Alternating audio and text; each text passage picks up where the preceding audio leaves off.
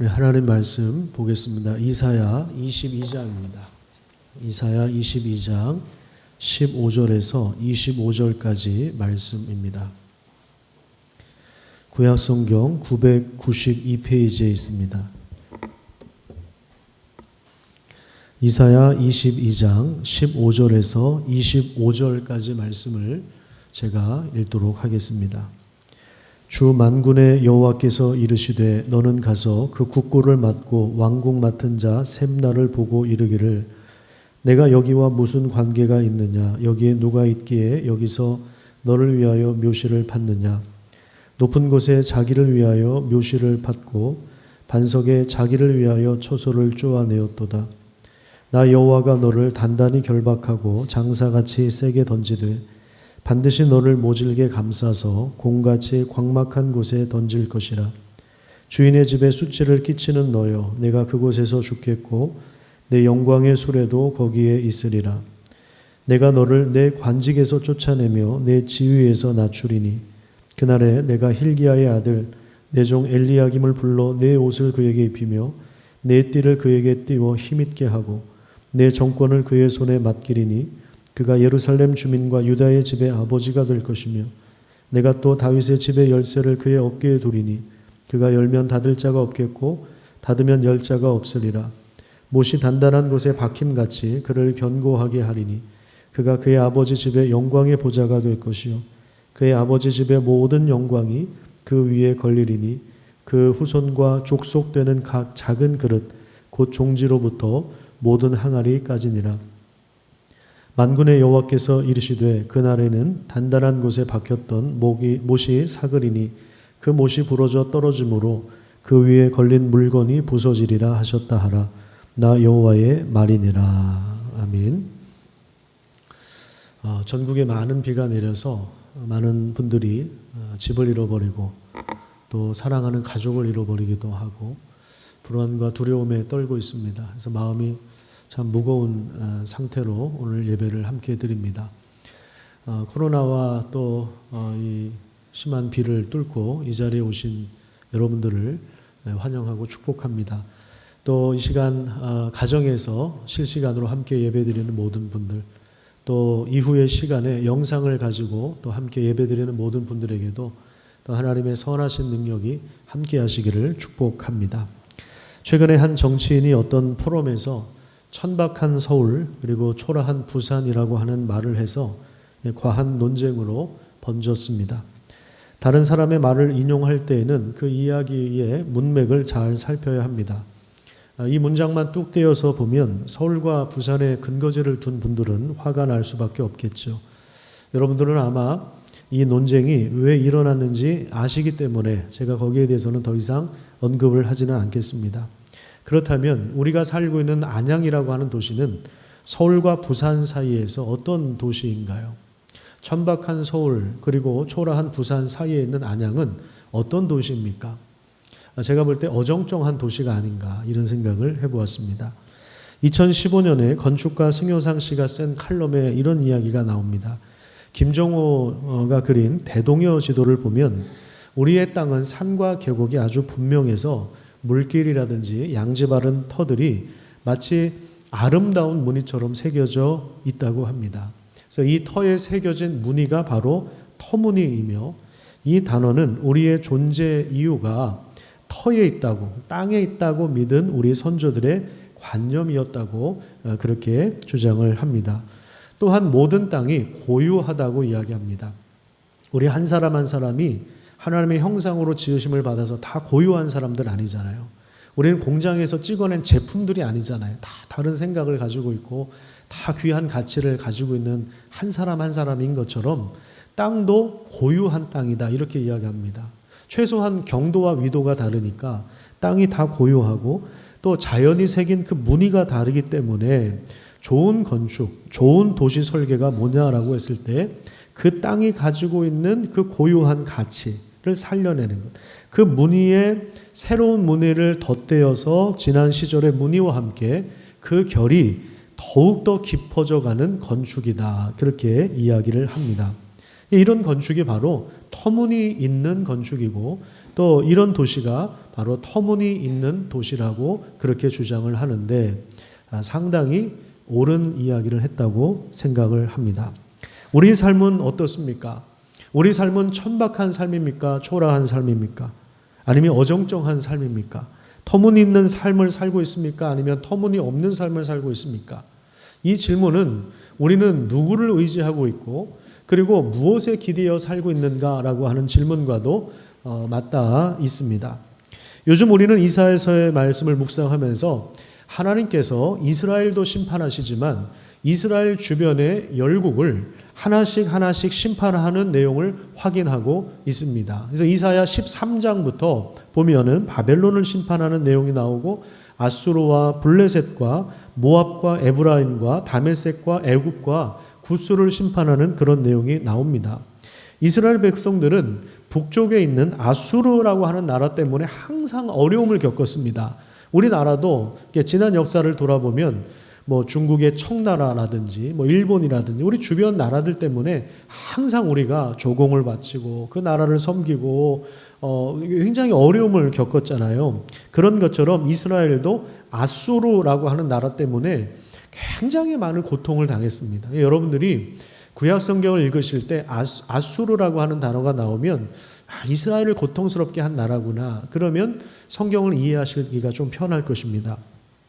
그러다 보니까 이스라엘 입장에서는 이 아수르의 집에서 벗어나기 위해서 또 다른 남쪽의 강대국, 북쪽에 아수르가 있었다면 남쪽에 있는 이 이집트라고 하는 나라, 애굽이라고 하는 나라를 의지하는 경우가 상당히 많았습니다. 히스기야 왕도 애굽에 살짝 도움을 받아볼까? 이런 생각을 했어요. 이런 생각을 했다가 발을 뺍니다. 이 시기에 하나님께서 이사야 선지자를 통해서 계속해서 명령을 하세요. 계속해서 명령하시는데 20장을 한번 가서 보세요. 20장에 보시면 이런 이야기가 나옵니다. 3년 동안 벗은 몸과 벗은 발로 다니도록 합니다. 이것은 당시 예루살렘에서 가장 충격적이고 불편한 뉴스가 되었을 겁니다.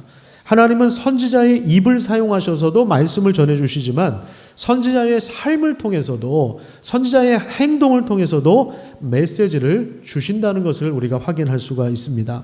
이사야 선지자의 이런 충격적이고 불편한 행동은 장차 애굽이라고 하는 나라가 아수르 왕에게 끌려가는데 젊은 자나 늙은 자들이 다 이렇게 벗은 몸으로 수치스럽게 끌려간다라고 하는 것을 보여주기 위함입니다. 그런데도 애굽의 운명이 이렇게 되는데도 너희들이 여전히 애굽을 의지할 것이냐라고 하나님이 메시지를 주시는 것입니다. 이걸 말로 해서 순종하고 들으면 너무너무 좋은데 이게 말로 해서 못 알아먹으니까 더 센 방식을 사용하셔서 하나님께서 이렇게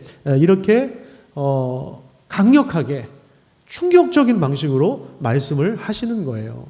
사실 우리 인생을 돌아보면요, 하나님의 말씀을 듣고 순종해서 평범하게 사는 게 사실은 가장 좋은 거라고 저는 생각합니다.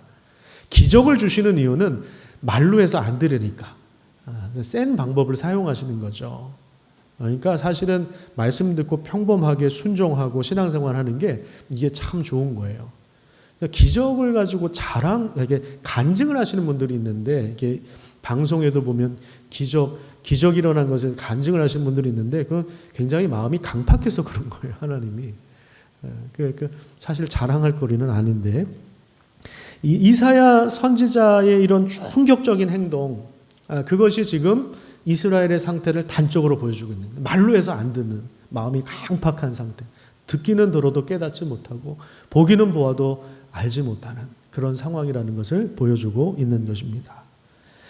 자, 그러다가 오늘 이제 우리가 읽은 이 본문 22장에 보면 환상 1절을 한번 보세요. 환상의 골짜기에 대한 경고다. 이렇게 이야기하는데 이것은 이제 남유다 왕국도 심판의 대상이 될 것을 말씀하고 있는데 7절을 보십시오. 7절에 보시면 그들은 병거와 마병을 의지했다고 합니다. 또 9절에 보면 성벽 곳곳에 균열이 일어난 것을 확인하고 보수공사를 하고 군사들이 이동하는 것에 방해되는 집이 있으면 그 집을 헐어서 성벽을 더 이렇게 공고하게 짓고 그리고 이 군사들의 이동 통로를 만들었습니다. 그러니까 전쟁을 대비하는 것이죠. 그리고 예루살렘 안에 물이 없으니까 위에 있는 저수지, 밑에 있는 저수지에서 물을 끌어다가 그러니까 수로를 만들어서 예루살렘에 들어오게 만들었어요. 이것이 이제 히스기야 왕 때의 업적이었습니다. 아수르의 침략에 나름대로 이렇게 대비를 단단히 했던 것입니다. 옛날 고대의 전쟁은 한 성읍을 포위해 버려요. 그러니까 둘레를 다 포위해 버려요. 그러면 그 성읍 안에 있는 사람들이 물이 없고 마실 게 없고 먹을 게 없으면 나중에 어떻게 됩니까? 그러면 이제 항복하는 거예요. 북이스라엘 역사에서도 보면 우리 구약 성경을 읽어보면 그런 얘기가 나오잖아요. 먹을 것이 없어서 부모가 자기 자식을 잡아서 삶아 먹는 이런 비참한 일들도 이스라엘 역사에 나옵니다. 그런 비참한 상황을 대비하기 위해서 물을 확보해 놓고 먹을 거리도 확보해 놓습니다. 나름대로 우리는 전략을 세웠다, 대비를 했다 그렇게 이야기를 하는데 11절 중반쯤에 보시면 너희가 하나님을 공경하지 않았다고 하면서 아수르의 침략을 받고 아수르에 의해서 이렇게 시달리게 된 근본적인 원인이 니네들이 무엇인지를 아직도 깨닫지 못한다. 이렇게 선지자를 통해서 충고를 하고 계시는 것입니다. 무기를 증강하고 물을 확보하고 성을 더 견고하게 쌓았지만 하나님이 은혜를 거두어 가시면 하나님의 손이 떠나면 결국에 그 성읍은 멸망을 당할 수밖에 없다는 것을 보여주고 있는 것입니다. 그리고 오늘 본문이 나오는 15절부터 보면 상당히 예외적인 이야기가 나옵니다. 13장부터 계속 열국을 심판하는 그런 내용이 나오는데 15절부터 보면은 상당히 지금 예외적인 이야기가 나와요. 왜 제가 예외적이라고 이야기하냐면 이 고위 공직자의 이름이 구체적으로 나옵니다. 개인적으로 하나님이 그 사람에게 말씀하시는 거예요. 15절을 한번 볼까요? 15절에 보면 그 이름이 나오죠. 어떤 사람입니까?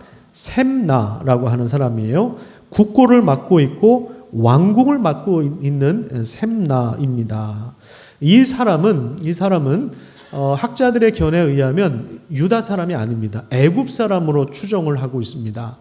그래서 히스기야 왕이 애굽의 도움을 의지해서 아수르의 그 속박에서 벗어나고자 하는 정책을 폈을 때 적합한 인물이라고 해서 중용을 했는지도 모르겠습니다. 아무튼 이방인인데 국고를 맡고 있고 왕궁을 맡고 있어요. 어떤 정치 라인과 외교 라인과 경제 라인을 통합해서 이 사람이 관리하고 있었다는 거예요. 그러니까 실세 중에 실세인 사람이죠.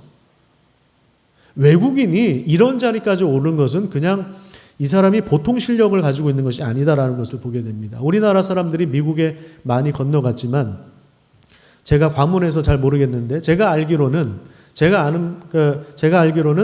제일 높은 자리에 올라간 분이 강영우 박사님이 차관까지 간 것은 제가 알고 있는데 또 모르겠어요. 우리 한인이 그렇게 높은 자리까지 올라간 분이 있는지 모르겠는데 이 셈나라고 하는 사람은 애굽 지역 출신인데 히스기야 왕 다음에 실권을 가지고 있었던 정권을 쥐고 흔들 수 있는 그런 권력을 가지고 있는 그런 사람이었어요. 그런데 이 사람이 뭔 짓을 했냐면 자기 묘실을 봤어요. 자기 묘실을 아주 화려하게 준비를 해놓습니다. 근데 이게 왕이나 할 수 있는 행동이에요. 그리고 지금 나라가 위기 상황에 있어요. 위기 상황에 있다가 아수르가 한번 철수한 적이 있거든요. 그러니까 그때 이제 안심을 한 거예요. 안심하고 내가 이렇게 정치를 잘해서 그렇다. 그리고서 나는 이 정도는 해도 된다라고 해서 이제 땅을 사놓고 묘지를 확보해 놓는 거예요. 거기에 대해서 하나님이 이사 선지자를 보내서 이야기하시는 것입니다. 16절을 보세요. 16절을 보시면 이사야가 왕궁을 출입하면서 셈나한테 가서 뭐라고 이야기합니까? 너 지금 뭐 하고 있느냐? 그 얘기예요. 너 지금 뭐 하고 있는 거야? 네가 여기와 무슨 관계가 있느냐? 어떻게 네가 묘실을 팔 수 있느냐? 높은 곳에 자기를 위하여 묘실을 팠고 반석에 자기를 위하여 처소를 쪼아내었도다. 그래서 18절 보세요. 18절에 보시면 너는 주인의 집에 수치를 끼친 사람이다. 주인의 집에 수치를 끼친 사람이다. 그렇게 이야기하면서 내가 그곳에서 죽고 내 영광의 수레, 이건 뭐예요? 의전용 차량이죠. 뭐 방탄이 되는 아주 멋있는 고급 자동차를 탔겠죠. 그 영광의 수레 옆에서 죽을 것이다. 그렇게 이야기합니다. 그리고 그 이전에 19절에 보면 내가 너를 관직에서 쫓아내게 하겠다. 내 지위를 낮추겠다. 그렇게 이야기를 하고 있습니다. 그러니까 실제로 무덤을 팠는데 진짜 이게 자기 무덤 판 꼴이 돼버린 것입니다. 왕을 위한 봉사의 직분을 감당하고 왕이 잘 결정을 내릴 수 있도록 참모 역할을 잘 감당하고 우리 백성들을 잘 살피고 나라가 바로 서도록 해야 하는데 권력을 남용하여서 정보를 이용해서 개발 이익을 차지하고 그리고 결국에는 이런 그 권력을 남용한 결과 관직에서 쫓겨나고 높은 자리에서 하나님이 끌어내십니다. 그가 심판당할 것이다 라고 말씀하고 있습니다. 자기가 처해 있는 상황이 어떤 상황인가 그리고 자신의 역할이 무엇인가를 제대로 알고 자기 직분이 뭔가를 제대로 잘 이해하고 그것을 사용해서 왕을 돕고 나라를 잘 다스려야 했는데 이 사람은 전혀 터무니없는 그런 삶을 산 것입니다. 그런 이사야 선지자가 왕궁을 드나들면서 수도 없이 전해주었던 말씀을 기억하지 않았습니다. 예배를 드릴 때는 그 말씀을 들었는데 월요일부터 토요일까지 밖에 나가면 말씀을 안 들은 사람처럼 살아갔습니다.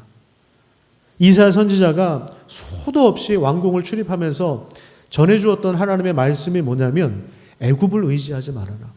도움을 청하러 애굽에 드나들지 말아라. 이런 얘기였습니다. 대표적으로 이사야서 31장에 나옵니다. 제가 좀 읽어드릴게요. 세 번역으로 1절에 보시면요. 도움을 청하러 이집트로 내려가는 자들에게 재앙이 닥칠 것이다. 그들은 군마를 의지하고 많은 병거를 믿고 기마병의 막강한 힘을 믿으면서 이스라엘의 거룩하신 분은 바라보지도 않고 주님께 구하지 않는다. 그러니까 애굽의 도움을 청하러 내려가는 행위가 뭐냐면 그들의 군사력을 의지하는 겁니다. 하나님보다 그들의 막강한 군사력을 더 의지하고 있는 것입니다. 2절입니다. 그러나 주님께서는 지혜로우셔서 재앙을 내리실 것이다. 이미 하신 말씀은 취소하지 않으신다. 주님께서 일어나셔서 악을 일삼는 자의 집을 치시고 악한 일을 돕는 자를 치실 것이다. 이집트 사람은 사람일 뿐이며 하나님이 아닌 그들의 군마 또한 고깃덩어리일 뿐이다. 하나님이 이렇게 말씀하십니다. 그래서 주께서 손을 들고 치시면 이거 잘 보세요. 마지막 문장. 돕던 자도 넘어지고 도움을 받던 자도 쓰러져서 함께 망한다. 도와주는 자도 망할 것이다. 도와주는 자가 망하면 도움을 받던 사람도 같이 망하는 거죠. 저 사람은 안 망할 줄 알았는데. 그래서 그 사람이 망하면 연쇄적으로 망하는 거죠. 그런 일들이 실제로 일어날 것이다. 말씀하고 있습니다. 이게 무슨 얘기예요? 애굽을 의지하지 말라. 오직 하나님만을 의지하라고 하는 그런 말씀입니다. 하나님의 말씀을 기억하고 순종하는 사람은 가정을 세우고 나라를 세웁니다. 공동체를 세웁니다. 하지만 하나님을 의지하지 않고 눈에 보이는 강한 세력을 의지하는 사람은 결국 돕던 자도 넘어지고 도움을 받던 자도 쓰러져서 함께 멸망을 당할 것이라고 이야기합니다. 하나님이 우리에게 많은 은혜와 직분을 주셨습니다. 그것은 우리 가정을 세우고 교회를 세우고 나라를 세우기 위한 것입니다. 그런데 그 직분을 사적인 이익을 위하여 셈하고 자신의 출세를 위하여 신앙을 이용하는 사람들에 대하여 하나님은 결국 심판하신다고 말씀하고 있습니다. 저 강남의 대형교회 정치인들이 많이 출석하고 기업가들이 많이 출석하니까 거기 가서 커뮤니티 안에 들어가서 비즈니스를 위해서 신앙을 이용하고 팔아먹는 사람들이 얼마나 많은지 모릅니다. 그런 지독한 탐욕을 가지고 그렇게 대형교회를 추구하는 사람들이 얼마나 많은지 모릅니다. 청년들이 자신의 신랑감을 찾기 위해서 자신의 신부감을 찾기 위해서 어떤 커뮤니티를 형성하기 위해서 대형교회를 찾는 사람들이 얼마나 많은지를 모릅니다. 이게 굉장히 위험한 것입니다. 교회가 아니죠. 그거는 그냥 사교 집단이죠. 사교 집단이죠. 셈나가 관직에서 쫓겨난 그 이후에 하나님이 19절을 보시면 엘리야김 20절이네요. 20절에 보면 엘리야김을 세워서 왕의 봉사자로 서게 하십니다. 엘리야김 이 사람의 이름은 좀 여러분들이 기억하셨으면 좋겠는데요. 이 엘리야김은 맡겨진 직무에 정말 최선을 다한 사람입니다. 거기에 하나님이 그를 견고하게 세우셨고 많은 은혜를 부어주셨어요. 다윗에게 부어주셨던 다윗이 통치할 때 주셨던 많은 강력한 은혜를 이 엘리야김이라고 하는 사람에게도 주셨습니다. 그런데 마지막에 문제가 생겼습니다.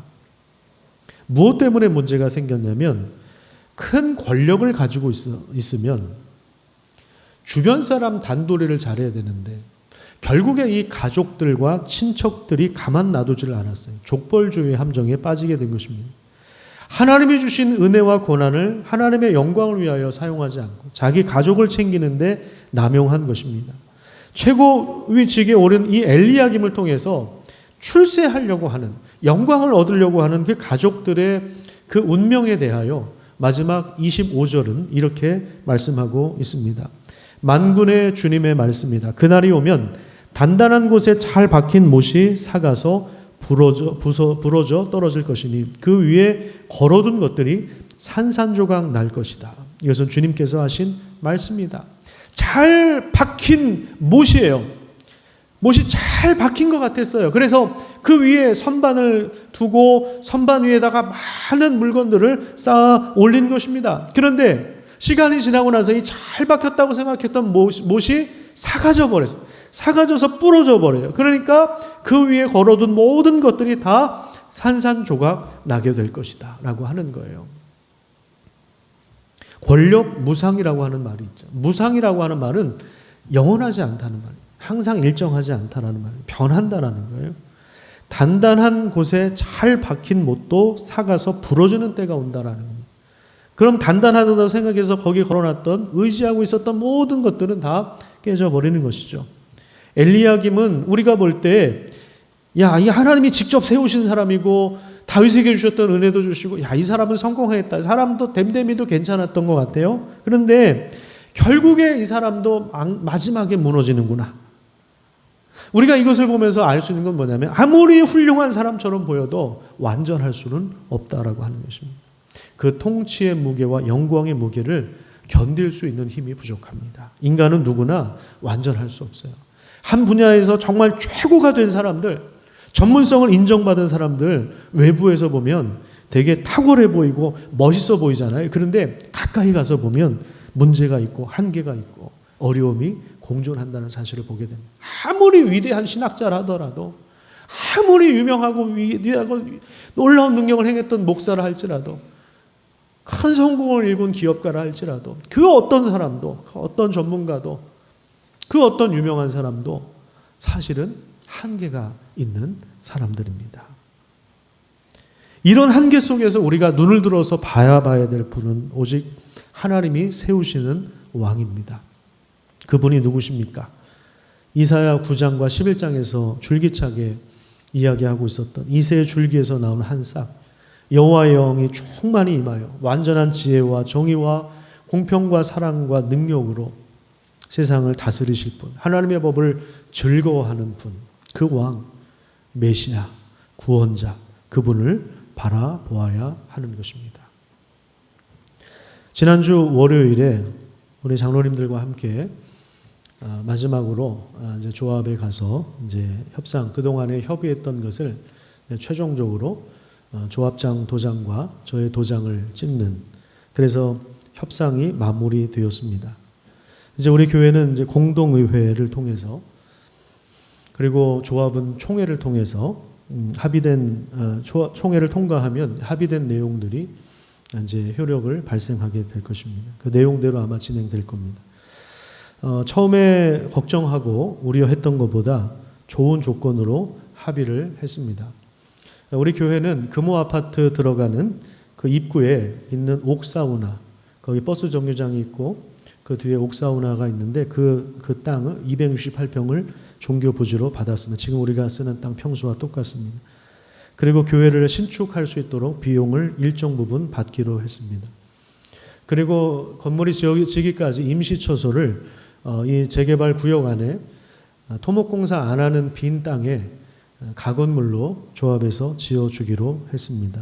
그래서 2년이 될지 3년이 될지 모르겠지만 거기에서 예배를 드리다가 우리가 새 건물이 지어지면 그쪽으로 가서 예배를 드리게 됩니다. 그래서 올해 11월 말에 총회가 있다고 하니까 아마 총회가 끝나면 12월 정도에는 이제 철거가 이루어지고 우리 교회가 성탄절이 될지 성구영신 예배가 될지 모르겠는데 예배를 마지막으로 여기서 드리고 아마 임시처소로 가게 될 것입니다.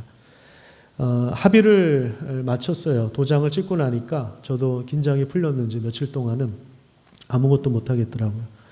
쭉 기운이 쫙 빠졌는데 그런데 그래서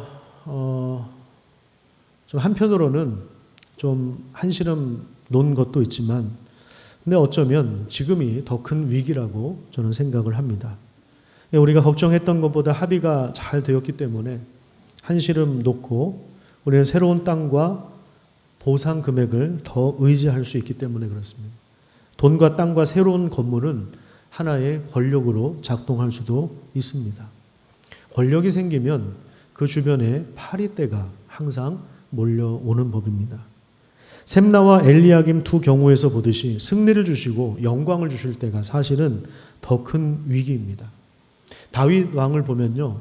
사울에게 쫓겨다니고 그가 고난을 당하고 어려움을 당할 때 그가 광야에서 거하고 그리고 동굴 속에서 잠을 청하고 그럴 때 오히려 민감한 영성을 유지했습니다. 그가 정말 하나님께 의지하고 그가 하나님께 노래하고 기도했던 내용이 오늘날 우리에게 있는 시편 아닙니까? 대부분 도망 다닐 때 목숨이 위태로울 때 하나님을 의지했던 그 노래가 오늘 우리가 읽는 시편입니다. 그런데 오히려 그가 왕이 되고 전쟁에서 승리를 얻고 유명해지고 그럴 때 군사들 부하들 다 출전시켜 놓고 집에서 혼자 낮잠 자고 일어나고 나서 그때부터 유혹에 직면하게 됐고 결국에는 권력을 남용한 왕의 지위를 이용해서 한 여인을 오라가라 해놓고 몇 번 왕궁으로 불러들이고 결국에 나중에 거짓말까지 보태서 한 가족을 완전히 파탄내버리는 이러한 죄를 범합니다. 우리가 깨어있지 않으면 어느새인가 우리에게 주어진 권력과 돈과 사람과 유명한 존재를 더욱더 의지할 수 있다는 사실들을 우리가 기억해야 합니다.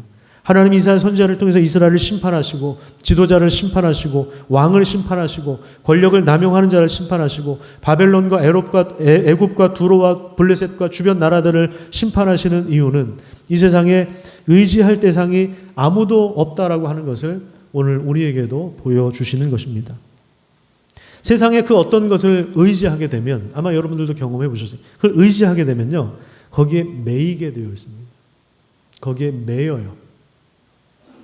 거기에 매이게 되면 그것 때문에 내가 매여 있는 그것 때문에 불안과 두려움이 엄습해 들어오기 시작합니다. 왜냐하면 그것은 가변적이기 때문에 그래요. 그러면 한번 구체적으로 솔직하게 한번 생각해 보시죠. 여러분들이 지금 의지하고 있는 것이 무엇입니까? 나 이거 없으면 죽을 것 같아 하는 게 그게 뭐가 있습니까? 이거 없으면 못 살 거야. 여러분 그것이 무엇입니까? 그게 바로 우상입니다. 하나님보다 더 사랑하는 그게 바로 우상이에요. 여러분들의 명예일 수도 있어요. 자존심일 수도 있습니다. 사업장일 수도 있습니다. 부동산일 수도 있습니다. 사람일 수도 있습니다. 자식일 수도 있습니다. 돈일 수도 있습니다. 학벌과 건강과 능력과 지식일 수도 있습니다. 어쩌면 직분일 수도 있습니다. 이 모든 것은 원래부터 우리의 것이 아닙니다. 하나님이 우리에게 선물로 주신 것이죠. 그래서 우리는 이것을 은혜라고 하지 않습니까? 우리가 이것을 놓치게 되면 단단한 곳에 잘 박힌 못이라고 생각하고 거기에 이것저것 다 걸어놓을 수 있지만 시간이 지나면 그 못이 사가져서 부러져 떨어지게 될 것입니다. 이사야서 26장을 한번 보겠습니다. 이사야서 26장 1절부터 9절까지 말씀을 보겠습니다. 성경이 있는 분들은 자기 성경으로 보시는 게 좋습니다. 그리고 제가 좀 강조하는 내용들이 있을 텐데 펜으로 좀 표시를 해두셔도 좋을 것 같습니다. 1절부터 9절까지 우리 같이 한번 읽도록 하겠습니다. 시작. 그날에 유다 땅에서 이 노래를 부르리라. 우리에게 견고한 성읍이 있으며 여호와께서 구원을 성벽과 외벽으로 삼으시리로다. 너희는 문들을 열고 신을 지키는 의로운 나라가 들어오게 할지어다. 주께서 심지가 견고한 자를 평강하고 평강하도록 지키시리니 이는 그가 주를 신뢰함이니이다. 너희는 여호와를 영원히 신뢰하라. 주 여호와는 영원한 반석이시미로다. 높은 데에 거주하는 자를 낮추시며 솟은 성을 헐어 땅에 엎으시되 진토에 미치게 하셨도다. 발이 그것을 밟으리니 곧 빈궁한 자의 발과 곤핍한 자의 걸음이리로다. 의인의 길은 정직함이요 정직하신 주께서 의인의 첩경을 평탄하게 하시도다. 여호와여, 주께서 심판하시는 길에서 우리가 주를 기다렸사오며 주의 이름을 위하여 또 주를 기억하려고 우리 영혼이 사모하나이다. 밤에 내 영혼이 주를 사모하였은즉 내 중심이 주를 간절히 구하오리니 이런 주께서 땅에서 심판하시는 때에 세계의 거민이 의를 배움이니이다.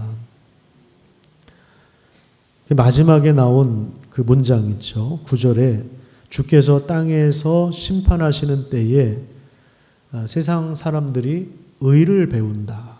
심판을 통해서 의롭게 하시는 하나님의 놀라운 역사를 고백하고 있는 것입니다. 지금 무슨 이야기냐면 특히 이제 8절을 한번 보십시오. 8절에 보시면 주께서 심판하시는 길에서 우리가 주를 기다렸습니다. 그러니까 우리 그리스도인들이 살고 있는 세상도 하나님의 심판이 진행되고 있는 세상이라고 합니다. 터무니없는 세상, 터무니없는 건축, 터무니없는 도시가 세워지고 각종 불법과 문제와 고통이 난무한 세상에서 하나님의 구원을 바라보는 사람들, 이게 바로 우리 그리스도인들입니다. 그래서 8절에 나온 대로 주께서 심판하는 길에서 하나님을 기다리고 사모하고 우리의 중심이 간절히 하나님의 은혜를 구하는 귀한 역사가 있기를 축복합니다. 특별히 3절 말씀을 여러분들이 암송하셨으면 좋겠어요. 하나님은 심지가 견고한 사람들을 평강의 복으로 채워주십니다. 여러분, 가장 큰 복은 저는 평강이라고 생각합니다. 아무리 돈을 100억 가지고 있어도 마음이 불안하면 마음이 미움으로 가득 차 있고 증오로 가득 차 있고 시기와 질투로 가득 차 있으면 행복한 게 아니에요. 행복한 게 아니에요. 그런데 길에서 잠을 자도 마음이 평강하면 그게 행복한 겁니다. 그렇잖아요. 하나님이 평강의 복을 주는 어떤 사람, 심지가 견고한 사람, 부동산에 따라서 이리저리 이사 다니고 왔다 갔다 하는 사람이 아니라 심지가 견고한 사람, 하나님만을 의지하고 신뢰하는 사람, 이런 사람이 심지가 견고한 사람인데 하나님이 그에게 평강의 복을 주시는 것입니다. 도울 힘이 없는 인생과 사람과 강대국을 의지하지 마십시오. 하나님이 심판하시고 멸망당할 것, 삭고 부러지는 목과 같은 것에 인생을 걸지 마시기를 부탁드립니다. 이 땅에 세워지는 수많은 아파트, 영어 이름을 덧칠하고 산과 하늘의 조망권을 가리고 가옥에 가옥을 더하고 전토에 전토를 더하는 이런 터무니없는 세상을 의지하지 마십시오. 이 지역도 재개발이 되면 아마 이 지역은 거의 다 이제 아파트 숲으로 바뀌게 되는데, 여러분, 어쩌면 여러분들의 마음속에 이런 마음이 있을지도 모르겠어요. 아, 여기 내가 분양권을 팔지 말 걸 그랬나. 이제 아파트 지어지면 그런 생각도 아마 드실 거예요. 아마 100번 이상 드실 겁니다. 그때마다 여러분 기억하십시오. 여러분 100년 지나면 이 아파트에 들어간 철근과 재료와 모든 인테리어는 다 낡아져서 없어질 것입니다. 100년 지나면 다 없어질 거예요. 거기에 인생의 소망을 두는 것처럼 어리석은 것이 어디 있겠습니까? 100년 지나면 다 없어질 거예요. 겨우 100년 지나면 다 낡아지는, 못이 잘 박혀서 단단한 못처럼 생각했는데 그게 낡아서 없어집니다. 여러분들은 잘 아시겠지만 제가 초등학교 2학년 때 저희 집에 불이 나지 않았습니까? 옆집에서 옮겨붙은 불이 타가지고 완전히 다 전소가 됐습니다. 제가 초등학교 2학년 겨울방학 때였는데, 그러니까 3학년 들어가기 바로 직전이었는데, 겨울에 불광 초등학교 운동장에서 저희 집이 불에 타고 있는 모습을 아버지와 함께 바라보면서, 저희 아버지는 그때부터 이제 신학을 하기로 결심을 하죠. 그때 이제 항복하신 거죠. 그러니까 얻어맞기 전에 빨리 가셨어야 됐는데, 그 일을 겪으면서 저는 나중에 이제 아버지랑 저희 집을 가봤어요. 그 다음날. 여러분 아시겠지만 한번 불이 나면요. 건질 게 없어요. 건질 게 없습니다. 다 타버리고 재가 돼요. 재가 되고. 그때도 말씀드렸지만 학용품에 욕심이 있어가지고 돈만 생기면 연필 사고 공책 사고 막 쟁여놓고 막 계속 그랬었는데 형체도 없이 사라져요. 형체가 하나도 없이 사라지고 다 재가 되고 여기가 책상이 있던 자리였지. 하나도 없는 거예요. 초등학교 2학년 때 그걸 봤으니 세상에 영원한 것이 없구나. 근데 참 신기하게도 저희 집에 이제 성경책이 여러 권 있었는데 옛날 성경은 이게 이쪽이 빨간색이었죠. 이번에 좀 빨간색이 안 나오는데 빨간색 성경책이에요. 여기 앞면이 그을렸는데 성경책은 그대로 남아있는 한 권 딱 남아있더라고요. 그래서 저희 부모님 댁에 아직도 있어요. 저희 아버지가 보관하고 계셔요. 그때 제가 확실히 안 거예요. 말씀만 영원히 남는 것이구나. 여러분 감사하게 생각하세요. 여러분들의 집에 불이 나서 배운 게 아니라 목사 집에 불이 나서 40몇 년 전에 우리 집 불나게 하셔가지고 40몇 년 후에 어정쩡한 안양에서 사는 여러분들에게 복이 되게 하려고 이거 하신 거예요. 상징 행동을 보여주신 거예요. 이사야는 3년 동안 벌거벗고 다니게 하시고 저희는 몇 개월 동안 뿔뿔이 흩어져가지고 집에 불나가지고 7 식구가 뿔뿔이 흩어져서 살다가 지하 제 목동생활을 썼는데 지하 2층 같아요. 그냥 지하가 아니라 더 깊은 지하예요. 거기서 30평. 저희 아버지가 이제 고생 많이 하셨죠. 어머니가 더 고생하죠. 예? 거기다 칸막이 이렇게 해가지고 7 식구가 살았어요. 저와 동생 둘. 그래서 저희 친할아버지와 친할아버지 어머니까지 모셨으니까 우리 어머니 입장에 시할머니까지 모셨어요. 7 식구를 모시고 이렇게 살았는데 30평. 뭐 장의자를 놓을 수도 없고 거기서 지하에서 잠을 주무셔 보신 분들은 아시겠지만 이게 아침에 일어나도 이게 아침인지 밤인지 분간이 안 됩니다. 그러다가 몇 년 후에 이제 88평 이전을 했어요. 근데 거기도 지하였어요. 거기서 살다가 제가 중학교 가서 처음으로 이제 교회에서 사택을 마련해 주셔가지고 한 70평 정도 되는 마당이 있는 집에서 살았는데 아침에 일어났는데 새소리가 들리고 화난 거예요. 아침은 화난 거구나. 그때 처음 알았어요.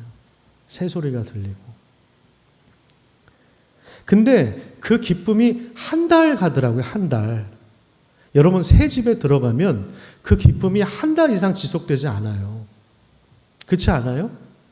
그렇잖아요. 자동차 사셔서 그게 뭐 한 3년 이상 그 기쁨이 지속되시던가요? 새로운 핸드폰 사도 한 달 이상 못 간다고요. 사람의 마음은 그렇게 변해요. 거기에 익숙해지는 거예요. 새 아파트에 들어가도 나중에 그 철근 다 낡아져 버리고 이거 다 그냥 없어져 버리는 거예요. 거기에 우리 인생의 소망을 두고 이리저리 이사 다니고 부동산 투기하고 이게 천박한 인생이죠. 이게 터무니없는 인생이란 말이에요. 이게 초라한 인생이에요. 우리 그리스도인들은 그렇게 사는 사람들이 아닙니다. 여러분 하나님을 신뢰한다는 게 무엇입니까? 하나님을 의지한다는 게 뭡니까? 그 중심에 하나님을 간절히 구하는 것입니다. 우리가 하나님을 신뢰한다라고 하는 것은 하나님 우리에게 주신 약속의 말씀을 잘 간수하고 이걸 부지런히 읽고 어젯밤에는 저도 좀 피곤해가지고 한 1시간 정도 핸드폰을 사용해서 드라마 바이블이라는 게 있어요. 어제는 이제 읽지를 못하겠다 그래서 1시간 이렇게 타임을 걸어놓고 이사야서를 9장부터 쭉 들었어요.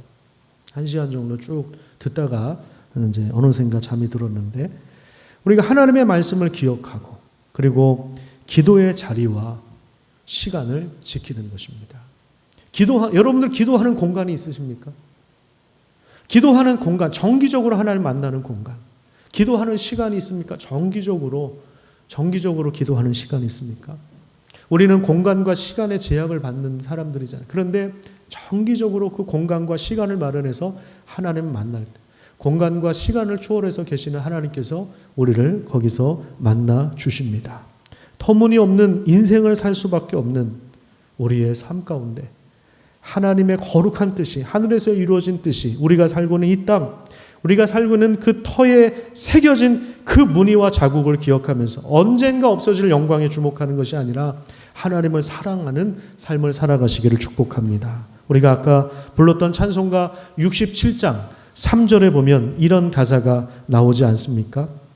저 아름답고 놀라운 일이 가득한 이 땅, 다 주의 조와 그 힘찬 명령에 터가 잡히나니.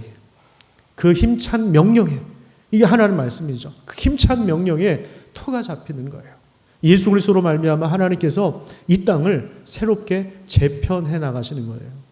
예수 그리스도의 부활이 새로운 창조의 시작인 것처럼 새롭게 하시는 그 놀라운 일, 심판을 통해서 모든 불법한 것들을 하나님께서 정리하시고, 그리고 그룹턱에서 나온 그 새싹, 아무도 주목하지 않지만 하나님께 회개하고 하나님을 추구하는 사람들을 통해서 하나님이 그 나라를 새롭게 세워 가시는 것입니다. 천박한 도시가 아니라, 초라한 도시가 아니라, 어정쩡한 도시도 아니라 하나님의 임재와 영광이 머물며 하나님이 베푸시는 잔치와 사랑과 자비와 긍휼과 정의가 살아있는 완전하고 거룩하고 아름다운 그런 도시, 하나님이 세우실 그 나라를 우리가 함께 꿈꾸면서 그 믿음의 길을 걸어 나가시기를 부탁드립니다. 우리 말씀 한 곳만 보고 마무리하도록 하겠습니다. 마태복음 7장입니다. 마태복음 7장.